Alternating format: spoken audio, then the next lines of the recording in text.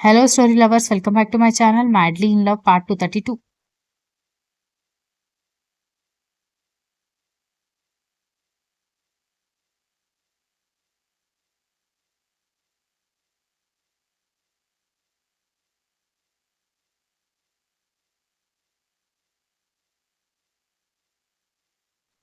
4 జంటలు కలిసి చెట్టుకి దారాలు చుట్టిన తర్వాత, దారాలకి పసుపు, కుంకుమ పెట్టి, కొబ్బరికాయలు కొట్టి, ప్రసాదం తీసుకున్న తర్వాత దీర్ఘాయుష్మాన్ భవ, దీర్ఘ సుమంగళి భవ, 4 జంటలు కలకాలం ఇలాగే కలిసి ఉండండి అని అక్కడే ఉన్న పూజారి గారు చెప్పడంతో, సంగవి నవీన్ నార్మల్‌గా దీవిస్తున్నారనుకున్నారు.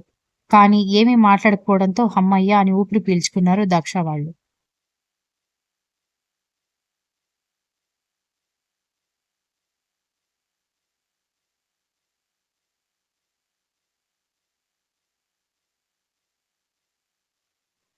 4 జంటలు తిరిగి రాగానే ఎక్కడికి వెళ్ళిపోయారని బామ్మగారు అడిగేసరికి, అదే కోరికలు తీరుస్తుంది కదా అమ్మమ్మ చెట్టు, అక్కడికి వెళ్ళాం అనగానే, అవునా మంచి పని చేశారు. సంగవి, నవీన్ కూడా వచ్చారా అనగానే, వాళ్ళ వెనకే ఉన్న నవీన్ కనిపించడంతో వాళ్ళని కూడా తీసుకెళ్ళాను.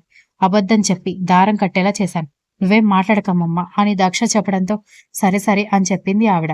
ఈలోపు కావ్య పెళ్లి గురించి కూడా అన్ని నిర్ణయాలు అయిపోయాయి. పైగా అబ్బాయి కట్నం తీసుకుంటామంటే అస్సలు ఒప్పుకోలేదు. నాకు కావ్య నచ్చింది. కావ్యతో పెళ్లి జరిగితే చాలు, మీరు కట్నం అడిగారంటే మాత్రం నేను పెళ్లిలో నుంచి లేచెళ్ళిపోతానని ఆ అబ్బాయి చెప్పడంతో కట్నం కూడా అడక్కపోయేసరికి మంచి సంబంధం కుదిరిందని అందరూ సంతోషంగా ఉన్నారు.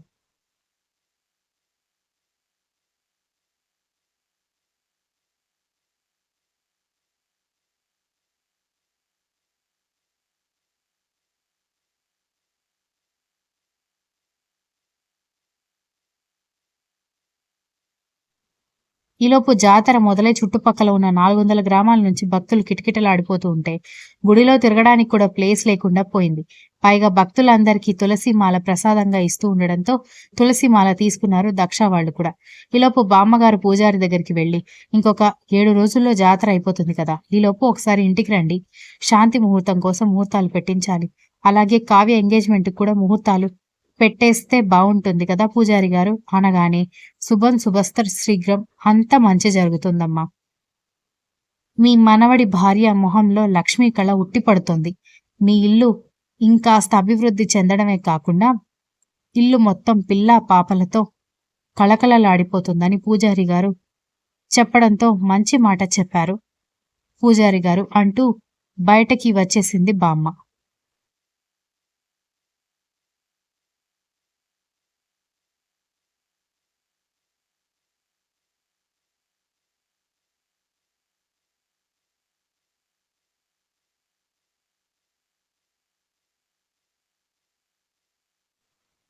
ఈలోపు ఇంట్లో గిఫ్ట్‌లు ఓపెన్ చేయకుండా, చాలా ఉన్నాయి అన్నయ్య, వెళ్లి గిఫ్ట్‌లు ఓపెన్ చేద్దాం పద అని స్నేహ వాళ్ళ అన్నయ్య చేయి పట్టుకోవడంతో, అప్పుడు ఉదయ్ ఇచ్చిన గిఫ్ట్ గుర్తొచ్చింది కర్ణకి. అసలు వాడు ఏ గిఫ్ట్ ఇచ్చుండొచ్చు అని అనుకున్నాడు కర్ణ.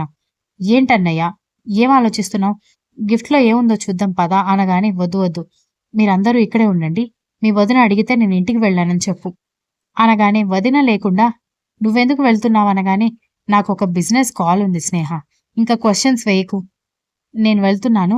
నేను చెప్పే వరకు ఎవరు ఇంటికి రాకూడదు అని బామ్మకి ఆల్రెడీ ఈ విషయం చెప్పడంతో, ఎవరిని ఇంటికి వెళ్లకుండా చూసుకుంది బామ్మ.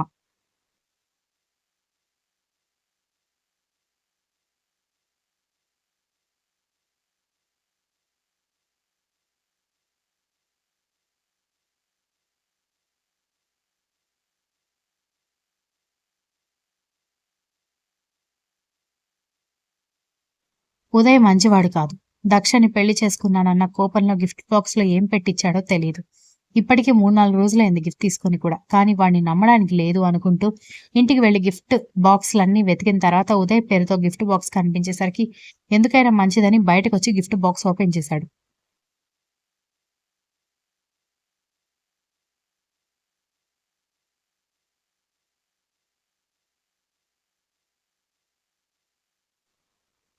గిఫ్ట్ బాక్స్‌లో ఏమీ లేదు కానీ ఒక వైట్ పేపర్ కనిపించడంతో దాన్ని ఓపెన్ చేసిన కర్ణ ఆశ్చర్యపోయాడు.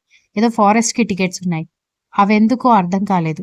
దాని వెనుక ఇంకొక లెటర్ చూడగానే, ఏంటి అడవులకి టికెట్స్ ఉన్నాయి, హనీమూన్‌కి పంపిస్తున్నాననుకున్నావా? కాదురా, అక్కడికి వెళ్లి మీరు మళ్ళీ తిరిగి రాకూడదు.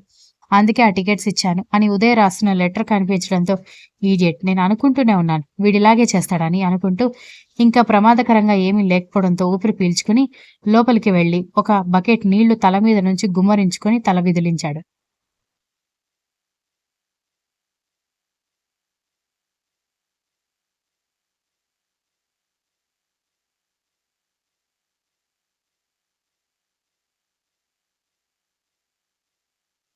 ఏం చేస్తున్నావురా అని వినిపించేసరికి వెనక్కి తిరిగి చూడగానే బామ్మ కనిపించడంతో నువ్వేంటి బామ్మ ఇక్కడ అని అడిగేసరికి నువ్వు అలా కంగారు పడుతూ ఇంటికొచ్చేసరికి ఇంట్లో ఏమైందో ఇంటికి ఎవరిని రానివద్దు అని చెప్పేసరికి అర్థం కాక వచ్చానురా అని చెప్పడంతో ఏదీ లేదు ఉదయ్ గారు గిఫ్ట్ ఇచ్చాడు కదా అందుకే ఎవరిని రానివద్దని స్నేహకు చెప్పాను అన్నాడు కర్ణ.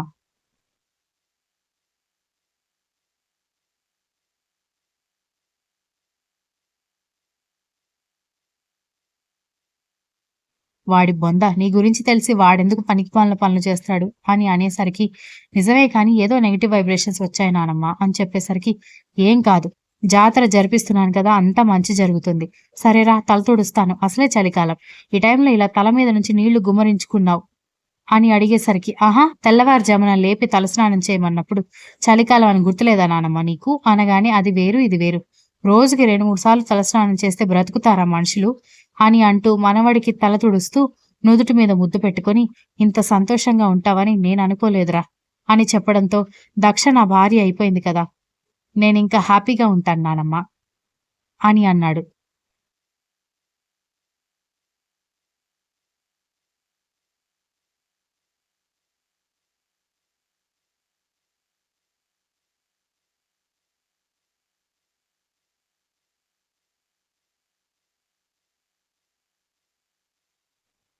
ఏ విషయం కూడా అంత సులభంగా బయటికి చెప్పని మనవడు ఇప్పుడిలా మాట్లాడడమే కాకుండా చిన్నపిల్లల్లాగా హుషారుగా చెబుతూ ఉంటే అసలు అదంటే ఎందుకురా నీకు అంత ఇష్టం అని ఆవిడ అడిగేసరికి అమ్మంటే ఎందుకు ఇష్టం అని అడిగితే ఏం చెప్తారు నానమ్మ వెన్నెల్లో నులక మంచం మీద పడుకుని తాతయ్య నానమ్మతో కబుర్లు చెప్పడం ఇష్టం అంటే ఏం చెప్పమంటావు వేడి వేడి అన్నంలో పప్పు ఆవకాయ వేసుకుని గోరు ముద్దలు తినడం ఇష్టం అంటే కారణం ఏంటని అడిగితే ఏమని చెబుతారు ఇది కూడా అంతే అని చెప్పడంతో దాని గురించి ఎంత అందంగా పోల్చావరా అని ఆవిడ అనగానే సరే వాళ్ళందరూ ఇంటికొస్తున్నారా మనం వెళ్ళాలా అని అడిగాడు.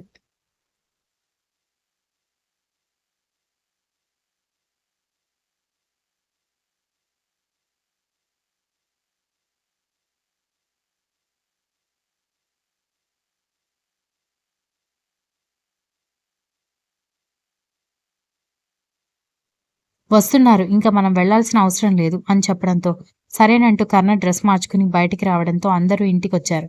అప్పటికే బాగా చీకటి పడిపోవడంతో ఎందుకో మనవడి మాటలు వినగానే ఆవకాయ తినాలని అనిపించి కిచెన్లో అటక మీద పెట్టిన పచ్చడి జాడి తీయడానికి ట్రై చేస్తున్న భార్య వైపు చూసి హలో ముసలమ్మ నువ్వు 16 ఏళ్ల పడుచు పిల్లవి కాదు స్టూల్ మీద నుంచి కింద పడ్డావనుకో నడ్డి విరుగుతుంది ఈ వయసులో నడ్డి విరిగిందంటే ఇక అతుక్కోవడం ఉండదు అని తాతగారు చెప్పేసరికి మరి అలా కామెంట్ చేయకపోతే వచ్చి నాకు జాడి తీయడానికి సహాయం చేయొచ్చు కదా అనగానే నాది కూడా నీ వయసే అని మర్చిపోతున్నావు ముసలమ్మ అని అన్నాడు ఆయన.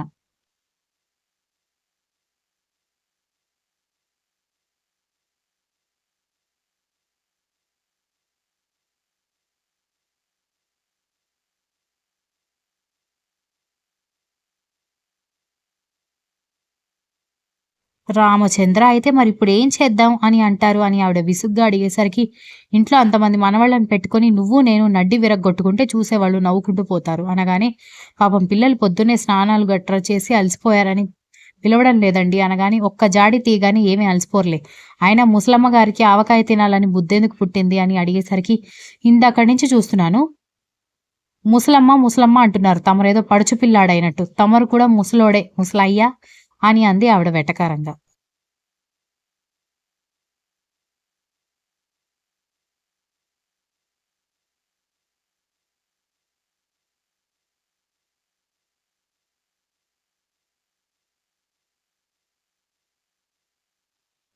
ఎందుకు ఇప్పుడిద్దరు వాదించుకుంటున్నారు అంటూ కర్ణ రావడంతో కరెక్ట్ టైంకొచ్చావురా ఆవకాయ జాడి అటక మీద పెట్టించాను ఇప్పుడు అవసరం వచ్చింది నాకేమో తీయడానికి రావడం లేదు కొంచెం తీనన్నా అని బామ్మ అడిగేసరికి సరేనంటూ కర్ణ జాడి తీసి కింద పెట్టి జాడి మూత తీసి ఆవకాయ వాసన పీల్చుకుంటూ భలే ఉంది నానమ్మ అని చెప్పడంతో మీ అందరికీ కలిపి తినిపిద్దామని వేడివేడి అన్నం నెయ్యి సిద్ధంగా ఉంది అంటూ పెద్ద బేసిన్లో వేడివేడి అన్నం ఆల్రెడీ చేసి పెట్టడంతో ఆవకాయ నిండుగా వేసి దానిమీద నెయ్యి చిలకరించి ఎర్రగా కలిపి బయటకు తీసుకొచ్చి అందరూ రండి అని పిలవడంతో అందరూ హాల్లోకి వచ్చి ఎర్రగా కనిపిస్తున్న ఆవకాయ అన్నం చూసి హుషారుగా వచ్చి చుట్టూ కూర్చున్నారు.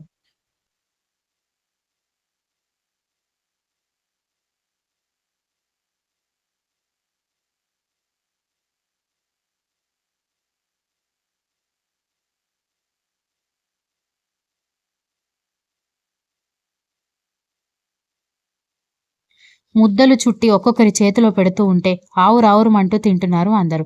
కర్ణ మాత్రం ఎవరికి తెలియకుండా తన చేతిలో ఉన్న అన్నపు ముద్ద దక్షకి తినిపించడంతో ఆమె కూడా నవ్వుతూ తను కూడా తన ముద్ద తినిపించింది. Continues. If you like the story please like, share, comment and don't forget to subscribe.